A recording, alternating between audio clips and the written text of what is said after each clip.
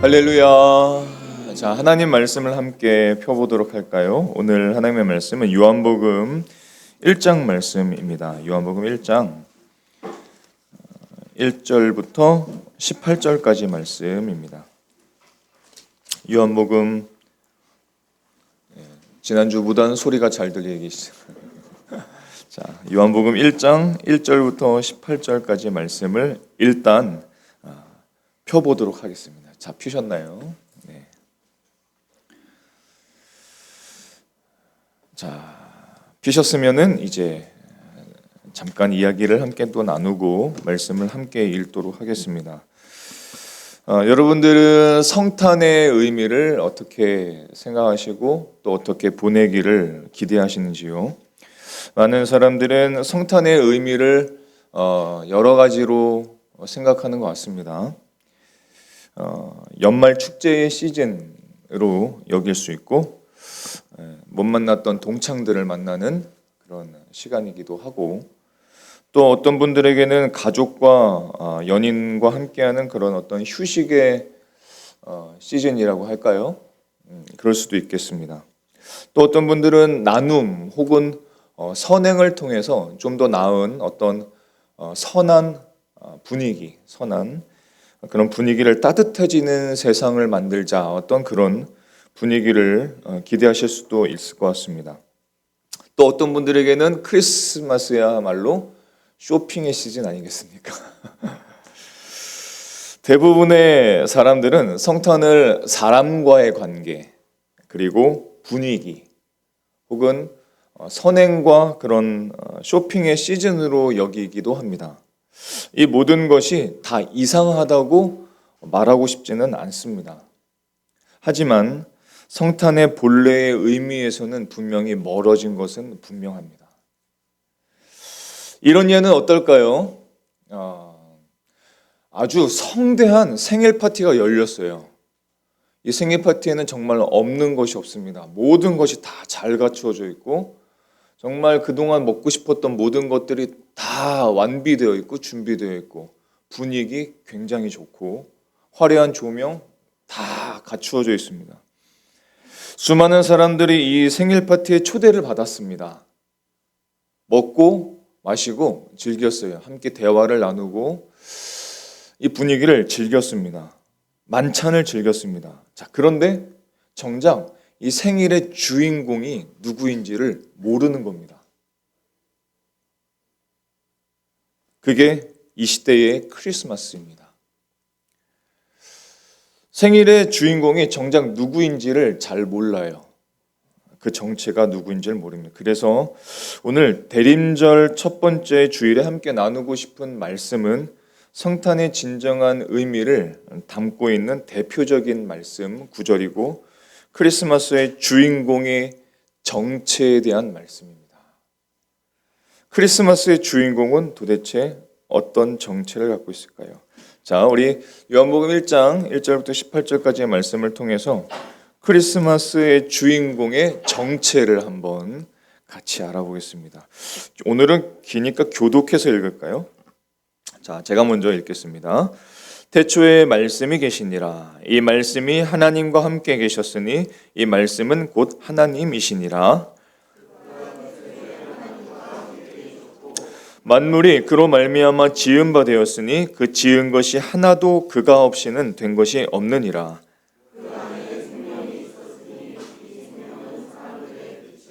빛이 어둠에 빛이 돼 어둠이 깨닫지 못하더라.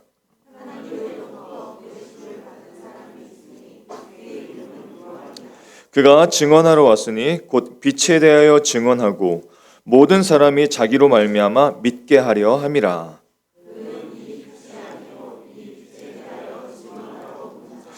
참빛 곧 세상에 와서 각 사람에게 비추는 빛이 있었나니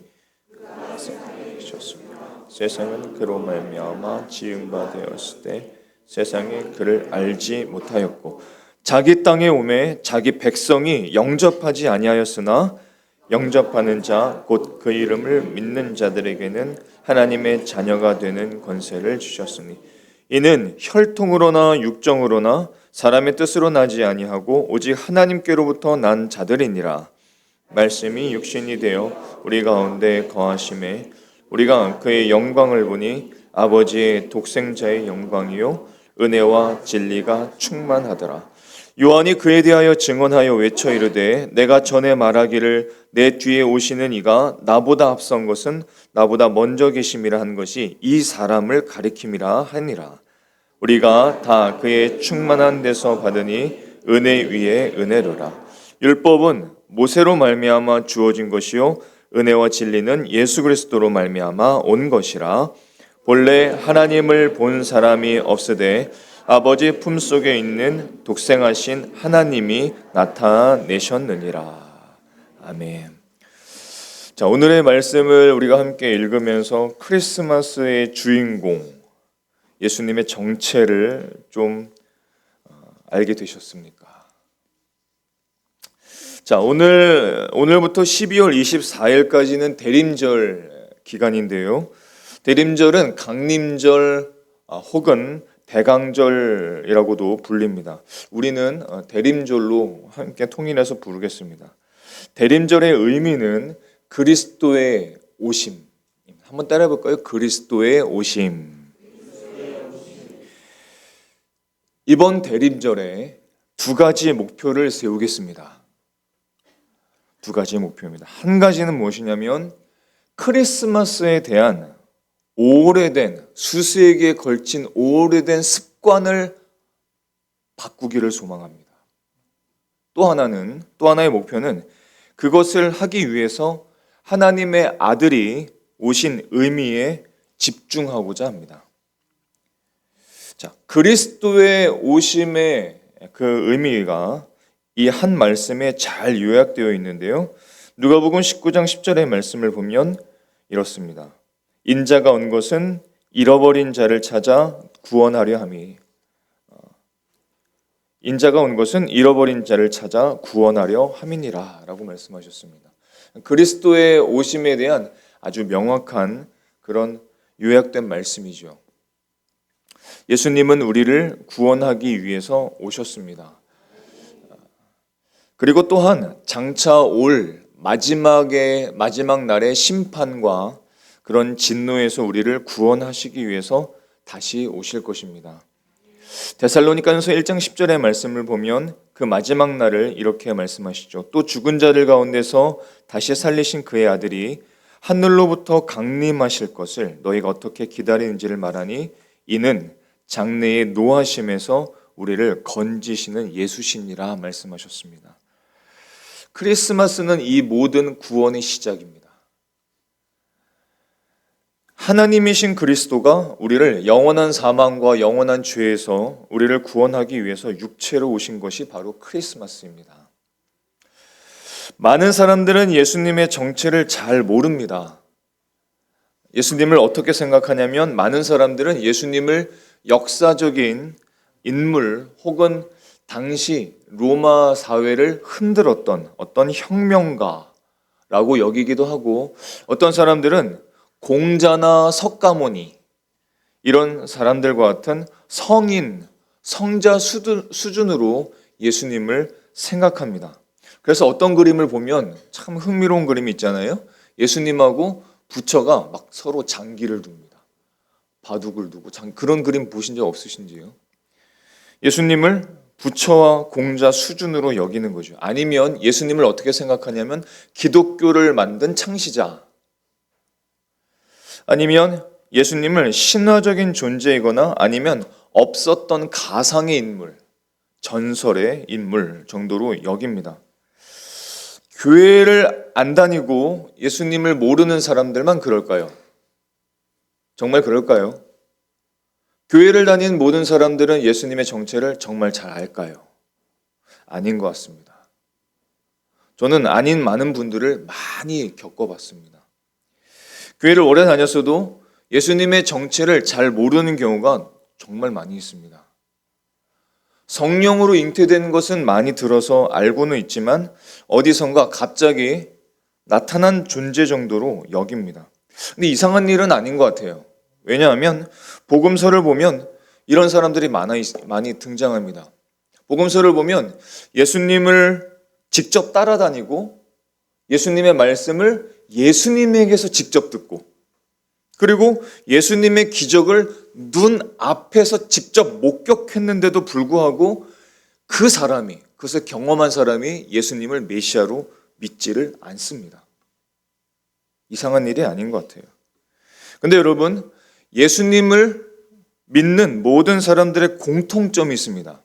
우리 가운데 전 세계에 예수님을 메시아로 믿는 사람들의 공통점이 무엇이냐면 그들은 모두 다 말씀으로 예수님을 믿었다는 겁니다. 왜냐하면 예수님은 말씀이시기 때문에 그렇죠. 예수님은 말씀이십니다. 오늘 예수님의 정체를 드러내는 신비한 말씀이 있는데요. 1절부터 우리 3절까지 한번 같이 읽어보겠습니다. 함께 읽어보겠습니다. 시작. 태초에 말씀이 계시니라. 이 말씀이 하나님과 함께 계셨으니 이 말씀은 곧 하나님이시니라. 그가 태초에 하나님과 함께 계셨고 만물이 그로 말미암아 지은 바 되었으니 지은 것이 하나도 그가 없이는 된 것이 없느니라. 아멘. 여기에서 말씀이 누구냐면 바로 예수님이십니다. 자, 그런데 어느 날 말씀이신 그 예수님이 인간 역사의 한 복판에 우리와 똑같은 육체를 입으시고 이 땅에 오셨어요. 이것을 뭐라고 부르냐면 한번 따라 해보겠습니다. 성육신. 성육신이라는 것은 말씀이 육신이 되었다라는 뜻입니다. 성육신. 이 성육신의 핵심 구절 두 가지를 우리가 함께 보겠습니다. 이 말씀을 자주 읽고 외우시고 마음에 새기셔야 합니다. 예수님의 정체에 대한 분명한 말씀입니다. 14절과 4절 말씀을 우리 쭉 한번 같이 읽어보겠습니다. 시작. 말씀이 육신이 되어 우리 가운데 거하심에 우리가 그의 영광을 보니 아버지의 독생자의 영광이요 은혜와 진리가 충만하더라. 그 안에 생명이 있었으니 이 생명은 사람들의 빛이라. 아멘. 이 두 말씀을 보면 말씀이 육신이 되었다. 말씀이 육신이 되었다. 그리고 우리 가운데 오셨다. 영원한 생명이 없는, 그래서 멸망으로 치닫는 모든 인생들에게 오셨다. 어두움이 가득한 인생에 오셔서 우리에게 생명을 주시고 빛을 주시고 충만한 은혜와 진리를 주시는 분, 예수님. 그분은 말씀이시고 이것이 크리스마스의 본질입니다. 그 어떤 것도 크리스마스를 대체할 수 없습니다. 어떤 선물도, 어떤 분위기도, 어떤 트리도, 어떤 조명도 예수 그리스도를 대신할 수는 없습니다. 크리스마스의 본질을 많은 사람들이 잃고 살아가는 것 같습니다. 오늘 이 요한복음 1장의 위대한 말씀을 통해서 육신이 되신 말씀, 육신이 되신 말씀에 대한 5가지 진리를 함께 나누고 그 진리에 대한 모든 사람들이 할 수 있는 2가지 반응, 아주 대조적이고 극명한 반응, 이 2가지를 함께 보고자 합니다. 부디 이 시간 여러분이 이곳에 있는 모든 사람들이 예수님을 있는 그대로 믿고 예수님을 여러분의 주님, 여러분의 하나님, 여러분의 그리스도로 믿고 여러분의 가장 귀한 인생의 보화로 영접하실 수 있기를 소망합니다. 그리고 만약 이미 예수님을 영접하셨더라면 흐트러진 생활 속에서 다시 예수님을 삶의 중심에 모시고 소중히 여기고 그분 안에서 기뻐하고 그분으로 기뻐하고 그분을 따르실 수 있기를 예수님의 이름으로 축원합니다. 먼저 육신이 되신 말씀, 육신이 되신 말씀에 대한 5가지 진리를 함께 살펴보겠습니다. 첫 번째 진리는 무엇이냐면 이 땅에 육신을 입으신 말씀의 그 이름은 예수 그리스도이십니다. 따라서 한번 해볼까요? 예수 그리스도. 요한복음 1장 17절의 말씀을 보면 율법은 모세로 말미암아 주어진 것이요 은혜와 진리는 예수 그리스도로 말미암아 온 것이라. 1절부터 나타난 쭉 말씀을 보면 예수님은 말씀이시고 그 말씀은 예수 그리스도이시고 그 말씀의 이름이 예수 그리스도라는 뜻입니다. 육신을 입으신 말씀의 이름을 예수 그리스도다라고 말씀을 하세요. 여기에서 예수란 뜻은 어떤 뜻이냐면 하나님의 천사가 예수님의 육신의 아버지 요셉에게 지어주라고 한 이름입니다. 그리고 예수의 그 이름의 뜻은 구원자입니다. 구원자. 마태복음 1장 20절로부터 21절을 한번 보십시오. 이렇게 말합니다. 다윗의 자손 요셉아, 내 아내 마리아 데려오기를 무서워하지 말라. 마리아를 아내로 맞이하기를 두려워하지 말아라 라는 뜻이죠. 그에게, 마리아에게 잉태된 자는 성령으로 된 것이라. 즉 마리아에게 생긴 그 아기는 성령으로 잉태된 것이라. 마리아가 아들을 낳게 될 것인데 그 이름을 예수라고 지으라. 이는 그 뜻은 무슨 뜻이냐면 그가 자기 백성을 그들의 죄에서 구원할 자이심이라. 이렇게 말씀하십니다. 그리스도라는 말은 구약의 메시아와 똑같은 말이에요. 메시아가 그리스도고 그리스도가 메시아입니다. 메시아는 히브리어이고 그리스도는 헬라어입니다. 근데 그 뜻은 똑같고 그 뜻은 어떤 뜻이냐면 기름 부은 자, 하나님의 기름 부음 받은 자라는 뜻입니다. 기름 부음을 받았다는 것은 어떤 특별한 사명을 위해서 선택된 자라는 뜻입니다. 즉 메시아, 즉 그리스도는 오랫동안 기다려온 온 세상을 다스리시고 온 세상을 구원할 자, 그분을 예수 그리스도라고 칭하신 겁니다. 베드로의 형제가, 복음서를 보면 베드로의 형제 안드레가 예수님을 만난 다음에 그 예수님을 베드로에게 소개시키기 위해서 베드로에게 찾아와 말했을 때 이렇게 말합니다. 우리가 메시아를 만났다라고 말합니다. 예수님을 가리켜서 메시아를 만났다라고 말해요. 요한복음 1장 41절의 말씀을 보면 그가 먼저 자기의 형제 시몬을 찾아 말하되 우리가 메시아를 만났다 하고 라고 말합니다. 그리고 요한은 이 뒤에 덧붙입니다. 메시아는 번역하면 뭐라고요? 그리스도다라고 말합니다. 즉 이 땅에 육신을 입으신 말씀의 그 이름은 예수 그리스도이십니다. 그리고 그분은 이 세상의 구원자이시고 이 세상의 왕이 되십니다. 이것이 첫 번째 진리입니다. 두 번째 진리는 육신이 되신 말씀에 대한 두 번째 진리는 그 말씀이 육신이 되시기 전에 그분은 하나님이시고 하나님과 함께 계셨던 분이십니다. 요한복음 1장 1절의 말씀을 우리 한번 같이 읽어볼까요? 시작. 태초에 말씀이 계시니라. 이 말씀이 하나님과 함께 계셨으니 이 말씀은 곧 하나님이시니라. 아멘. 첫 번째 진리를 연결시켜 보면 태초에 말씀이 계신데 이 말씀은 예수님이십니다. 그리고 이 말씀은 예수 그리스도시죠. 그런데 그 말씀, 그 예수 그리스도가 하나님과 함께 계셨다. 태초부터. 온 우주가 창조되기 전부터 예수님께서는 계셨고 그분은 말씀이시고 하나님과 함께 계셨고 이 말씀은 곧 하나님이십니다. 즉 예수 그리스도는 말씀이시고 예수 그리스도는 곧 하나님이십니다. 이게 우리에게 주시는 두 번째 진리입니다. 예수 그리스도는 육신으로 이 땅에 오시기 전에 하나님이시고 하나님과 함께 계셨습니다. 여기에는 우리가 도대체 우리의 지식으로는 이해할 수 없는 기독교의 놀라운 진리 삼위일체가 들어있습니다. 믿음으로만 받아들일 수 있죠. 자, 요한복음 20장을 보게 되면 예수님의 제자 도마라는 사람이 등장합니다. 이 도마라는 사람이 예수님을 의심했어요. 예수님을 의심했습니다. 그래서 예수님을 의심한 나머지 장차 많은 그리스도인들로부터 마치 도마 위에 생선처럼 두들겨 맞았던, 너무 의심을 갖고 두들겨 맞았던 그런 사람입니다. 도마예요. 자, 그런데 의심했던 그 도마가 부활하신 예수님을 만나죠. 예수님을 만났을 때 도마가 모든 의심이 거쳐지면서 예수님을 이렇게 고백을 합니다. 어떻게 고백하냐면 나의 주님이시요 나의 하나님이십니다 라고 고백합니다.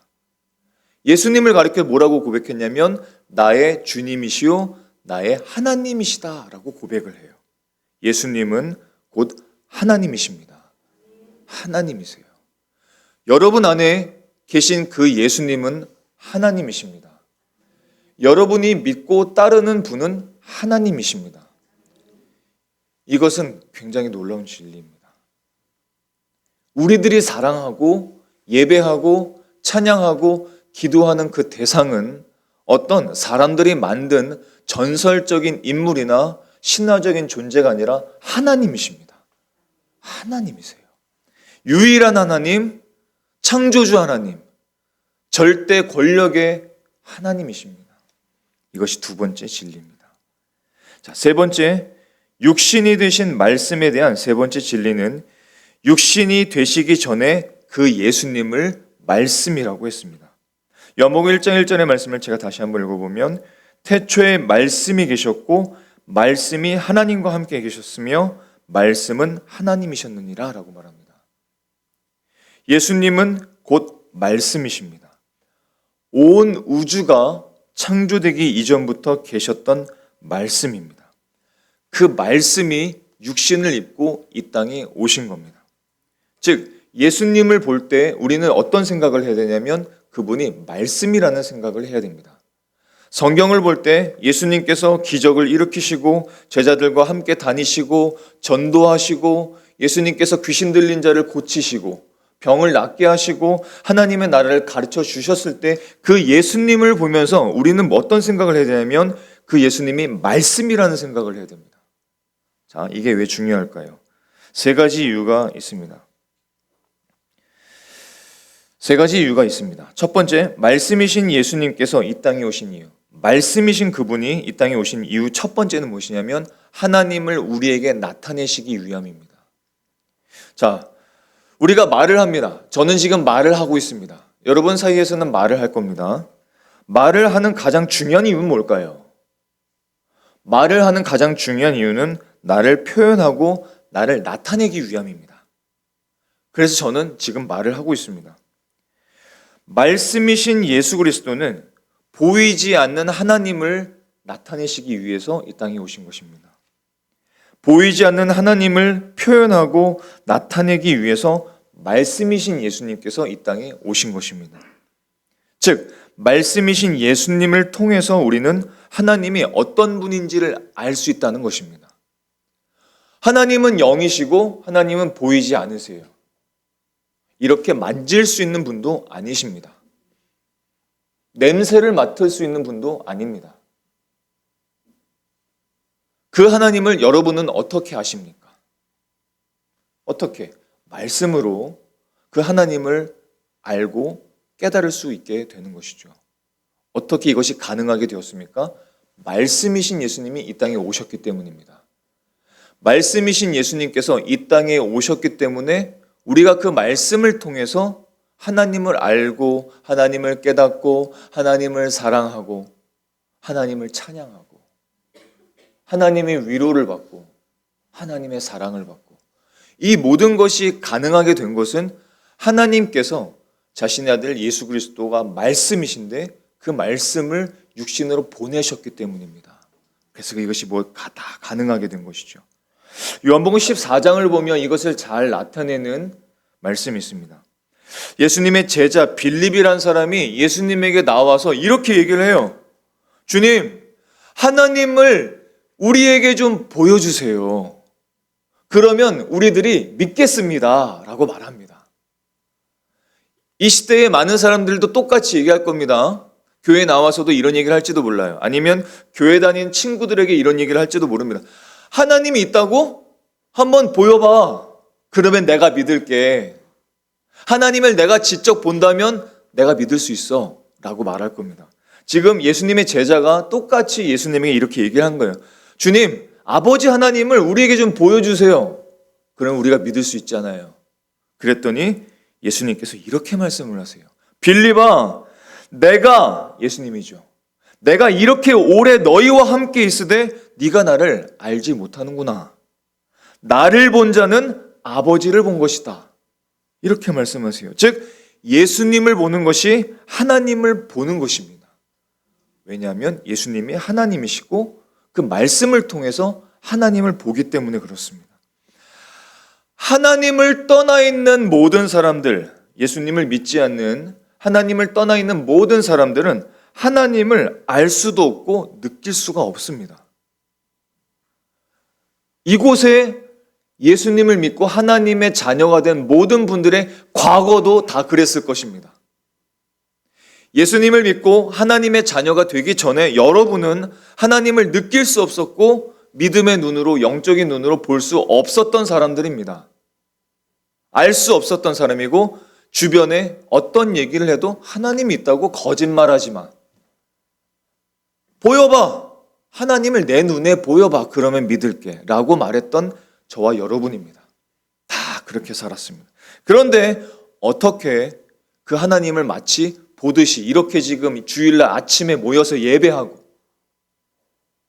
말씀을 통해서 하나님을 본다고 확신하면서 말하고 어떻게 보이지 않는 영이신 하나님께 찬양을 드리고 노래하고 기도하고 함께 모여 그분을 위해 칭찬을 하고 이게 어떻게 가능하게 된 일입니까?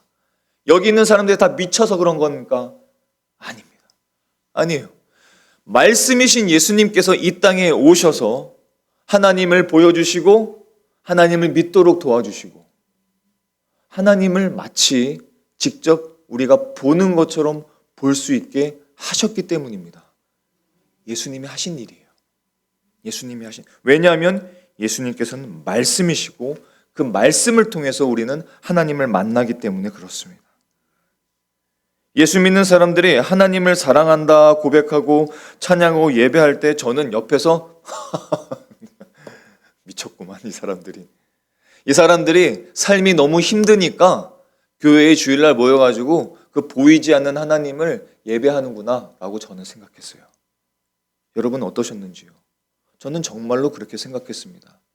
사람들이 이 세상에 사는 것이 너무 힘들고 너무 괴롭고 피할 곳이 없고 의지할 곳이 없으니까 주일날 모여가지고 그 보이지 않는 하나님을 보이는 것처럼 생각하고 가짜로 생각하면서 그렇게 예배하는구나. 저는 진짜로 그렇게 생각했습니다. 그런데 제가 말씀이신 예수님을 만난 거예요. 그 말씀을 통해서 예수님을 내 구세주로, 나의 구세주로 믿었습니다. 그때부터 하나님이 느껴지고 하나님을 만나고 하나님을 사랑하게 되었어요.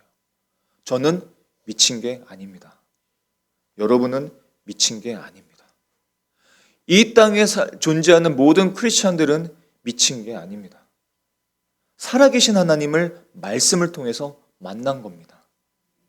그게 하나님이 예수 그리스도를 통해서 우리에게 주신 은혜입니다. 얼마나 놀라운 은혜인지요.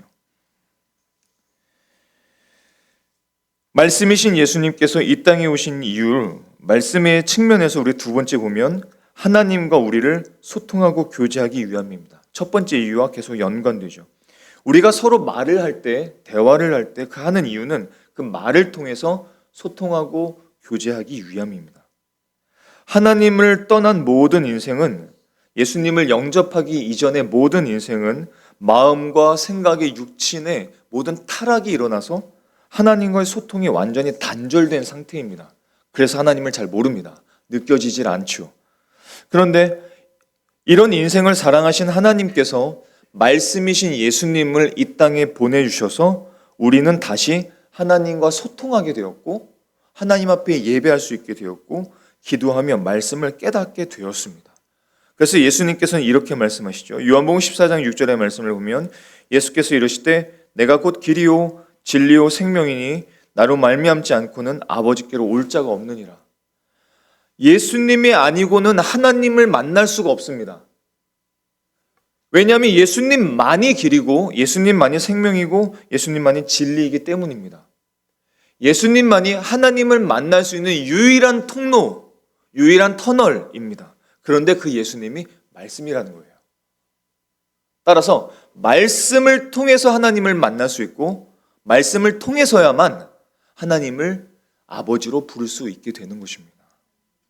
자, 그런 의미에서 우리는 한 해를 돌아보면서 내가 이 말씀을 얼마나 가까이 했는지를 돌아볼 필요가 있습니다. 이것이 대림절에 우리가 해야 할 의무입니다. 반드시 이것을 짚고 2026년도를 맞이하셔야 됩니다. 단언하건대 하나님의 말씀을 가까이 한 사람, 그 한 만큼 하나님의 인도하심을 받았습니다. 반대로 하나님의 말씀에서 멀어진 만큼 하나님과 소통하지 못했고 하나님과 교제하지 못했고 방황하는 삶을 살았을 것입니다.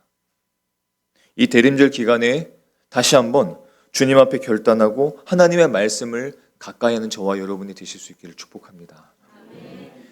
말씀이신 예수님께서 이 땅에 오신 이유 세 번째는 하나님을 경험하도록 하죠.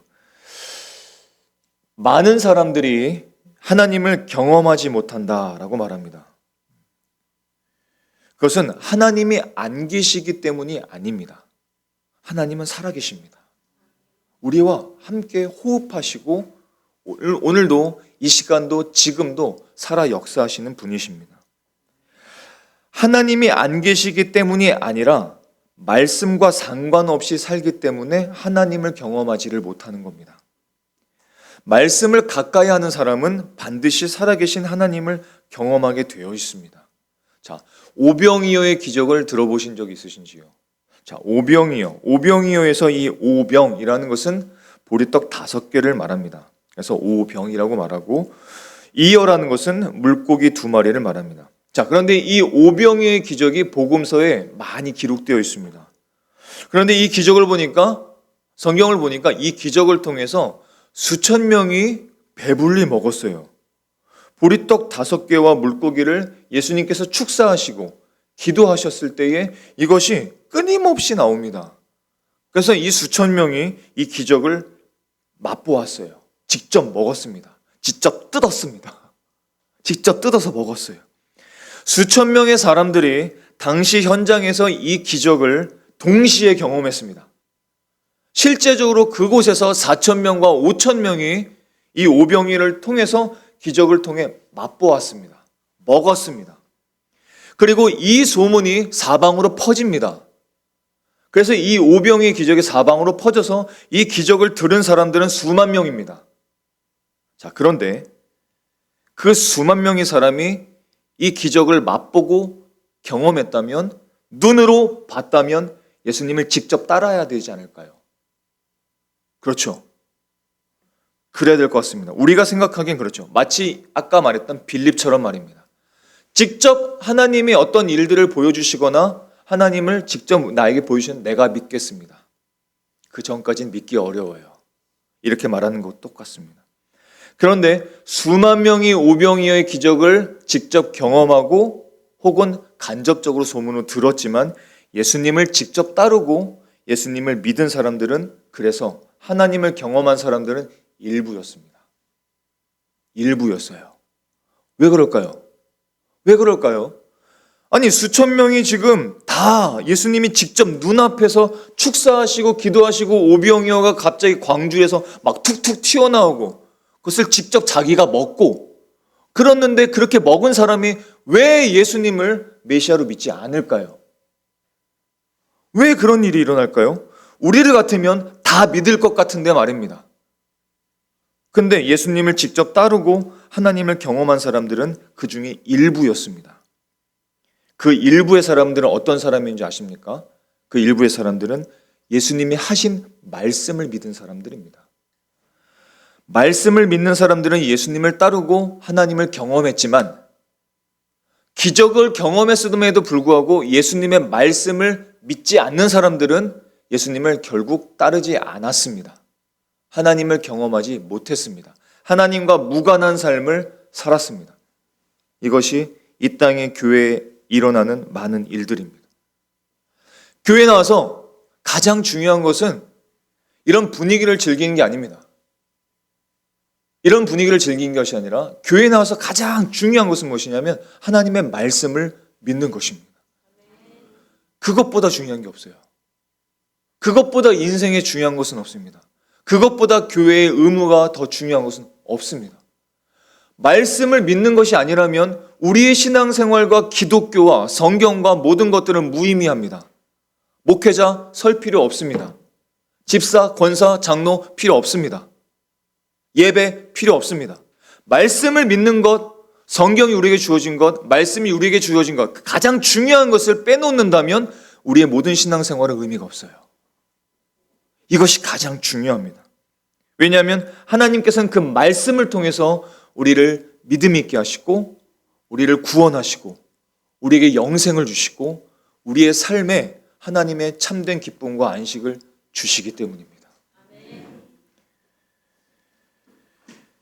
모든 우리가, 저와 여러분이 그 하나님의 말씀을 믿을 수 있는 저와 여러분이 되실 수 있기를 축복합니다. 자, 이어나갈까요? 육신이 되신 말씀, 육신이 되신 말씀에 대한 네 번째 진리는 하나님은 하나님이 아닌 모든 것을 말씀을 통해서 창조하신 창조주가 되십니다. 요한복음 1장 3절의 말씀을 보면 만물이 그로 말미암아 지은 바 되었으니, 그라는 것은 말씀이고 곧 예수님이십니다. 그로 말미암아 지은 바 되었으니 지은 것이 하나도 그가 없이는 된 것이 없느니라. 예수님은 말씀이시고 하나님은 말씀을 통해서 온 우주 만물을 창조하셨고, 그 온 우주 만물 안에는 제가 있고 여러분이 있습니다. 여러분은 갑자기 이 세상에 툭 떨어진 사람이 아닙니다. 여러분은 조상 때문에 혹은 여러분의 부모 때문에 이 땅에 태어난 게 아닙니다.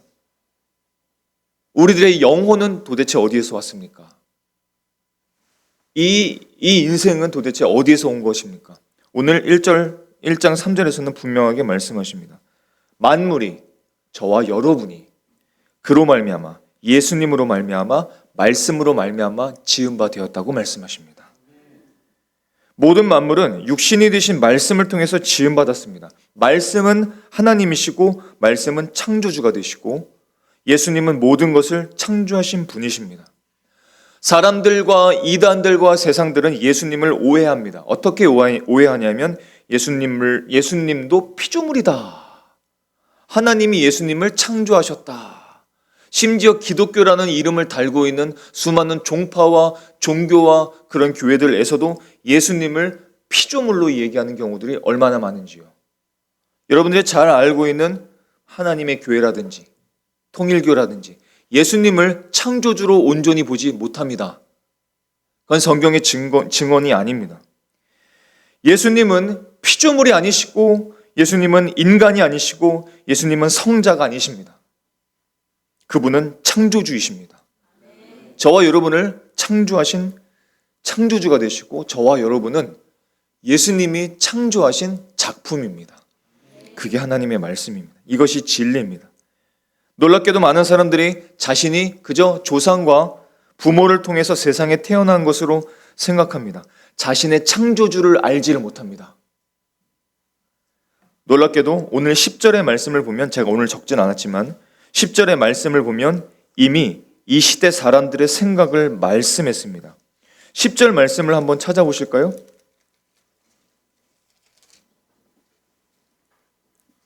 10절의 말씀을 우리 같이 한번 읽어보겠습니다. 10절입니다. 시작. 그가 세상에 계셨으며 세상은 그로 말미암아 지은 바 되었으되 세상이 그를 알지 못하였고. 그렇죠. 마치 그 당시뿐만 아니라 지금 이 시대에 예수님을 믿지 않는 사람들을 마치 미리 보면서 얘기하는 것 같습니다. 예수님께서 말씀으로 오셨지만, 예수님은 살아계시지만 창조주이시만 창조된 사람들이 자신을 창조한 그 예수님을 몰라보고 있는 거예요. 몰라보고 있는 겁니다. 예수님은 이 땅에 오신 우리의 창조주가 되십니다. 이것이 네 번째 진리입니다. 다섯 번째 마지막 진리는 육신이 되신 말씀에 대한 다섯 번째 진리는 육신이 된 말씀은 그 안에 예수님 안에, 말씀 안에, 그 안에 생명을 가지고 있으며 그 생명은 사람들의 빛입니다.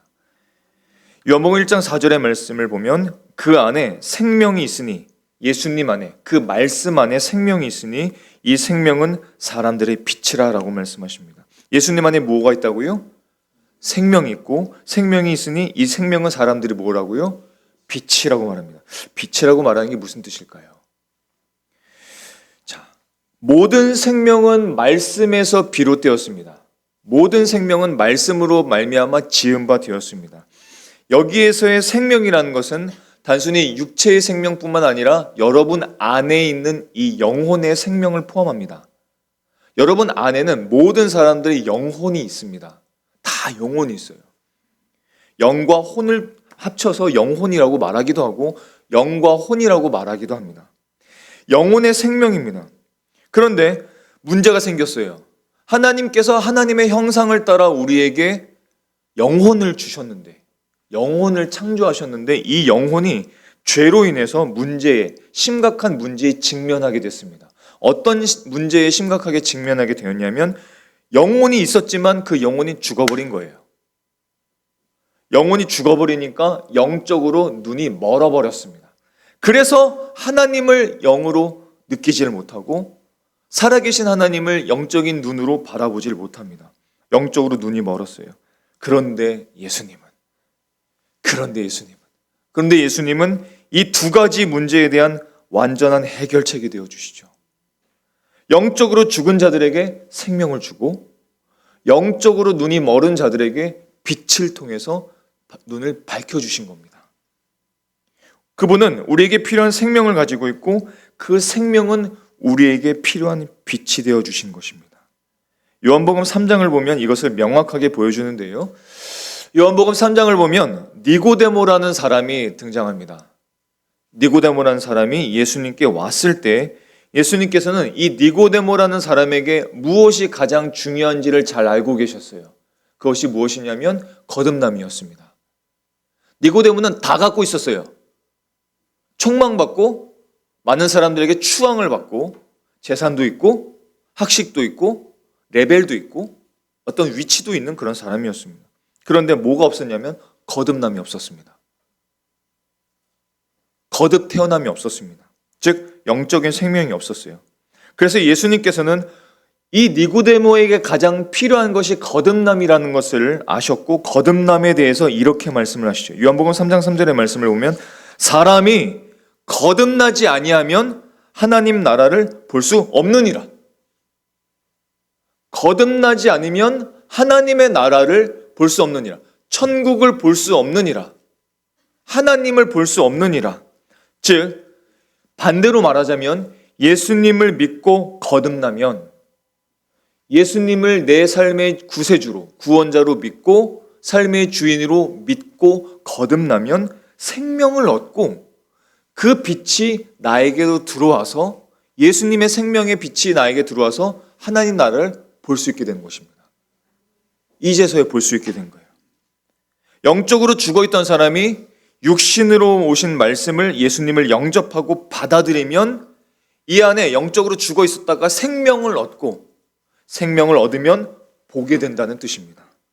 하나님 나라를 보고 하나님을 보게 되고 진리를 보게 되고 은혜를 보게 되는 것입니다. 우리가 믿지 않을 때 우리는 예수님의 진리, 예수님의 아름다우심, 예수님의 영화로우심, 예수님의 가치, 하늘나라의 보화에 눈이 멀어 있었던 상태이죠. 그런데 예수님을 믿고 어떻게 되었습니까? 생명을 얻고 영적인 영광과 하나님의 나라와 천국과 은혜를 보는 눈이 밝혀졌습니다.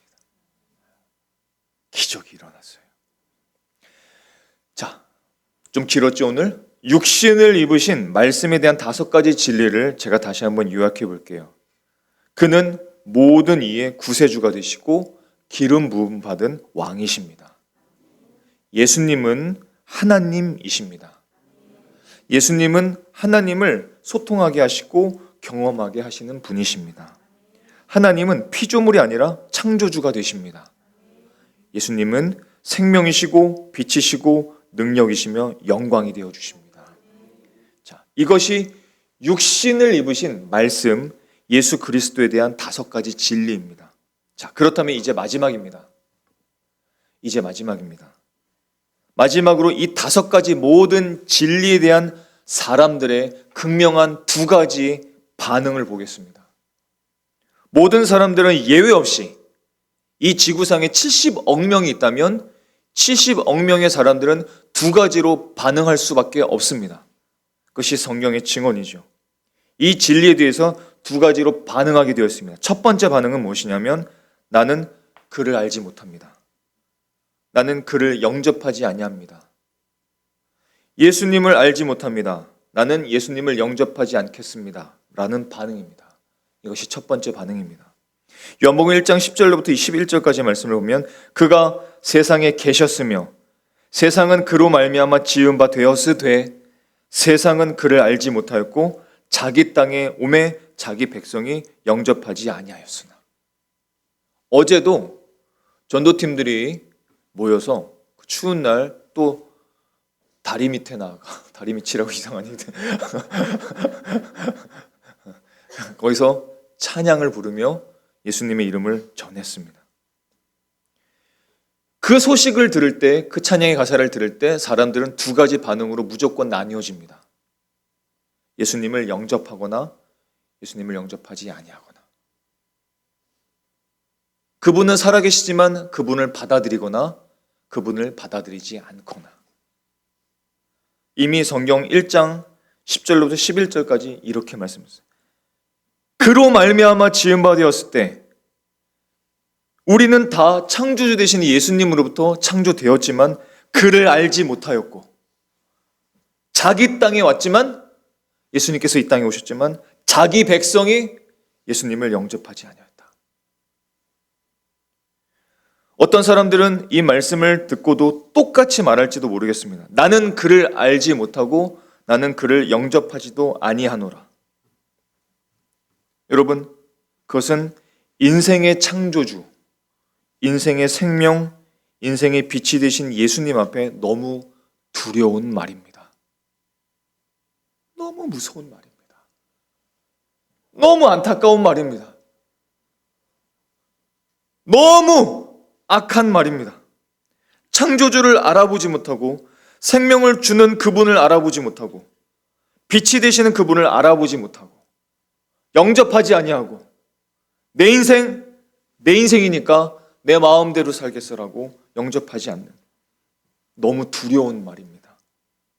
예수님의 이름으로 축복하고 원하고 간곡히 부탁드리고 싶습니다. 이번 크리스마스에는 이 대림절 기간에는 이 12월 한 달간은 그런 말들을 가볍게 듣거나 하지 마십시오. 그리고 대신 두 번째 반응이 있기를 소망합니다. 두 번째 반응은 무엇이냐면 나는 그를 알고 나는 그를 영접합니다. 12절로부터 13절까지 말씀입니다. 영접하는 자, 곧 그 이름을 믿는 자들에게는 하나님의 자녀가 되는 권세를 주셨으니 이는 혈통으로나 육정으로나 사람의 뜻으로 나지 아니하고 오직 하나님께로부터 난 자들이니라. 이것이 제가 그리고 이것이 여기 있는 우리 모두가 이 아침에 함께 소망하는 하나님 앞에 들어야 할 응답입니다. 말씀이 육신이 되신 분 바로 그 창조주가 되시고 하나님이 되시고 구원자가 되시고 메시아가 되시는 그 예수 그리스도를 영접하시기를 축복합니다. 그분을 구세주, 왕, 하나님, 말씀, 창조주, 생명, 빛으로 영접하십시오. 오늘의 말씀을 믿음으로 받아들이십시오. 크리스마스의 주인공은 예수 그리스도이십니다.